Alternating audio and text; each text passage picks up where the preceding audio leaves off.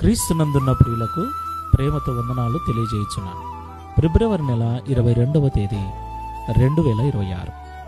ఈరోజు దేవుడు మనకు చేస్తున్న వాగ్దానం ఏమిటనగా, యెషయా గ్రంథము 44వ అధ్యాయము 24వ వచనం. గర్భము నుండి నిన్ను నిర్మించిన నీ విమోచకుడగు యెహోవా ఈలాగు సెలవిచ్చుచున్నాడు. యెహోవానగు నేనే సమస్తమును జరిగించువాడను.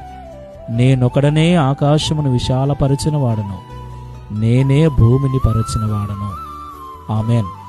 నా ప్రియమైన సహోదరి సహోదరులారా, మనం ఆరాధిస్తున్న దేవుడు ఈ సృష్టి అంతటికీ కర్త అని, ఆయనే సమస్తమును కలగజేసిన వాడని మనం ఎరుగుదాం. దేవునికి మహిమ కలుగును గాక. అంత మాత్రమే కాదు, మన తల్లి గర్భములో మనల్ని రూపించి క్షేమంగా మనలను ఈ భూమి మీదికి తీసుకొచ్చిన వాడు కూడా ఆయనే. దేవునికి మహిమ కలుగును గాక. అంత మాత్రమే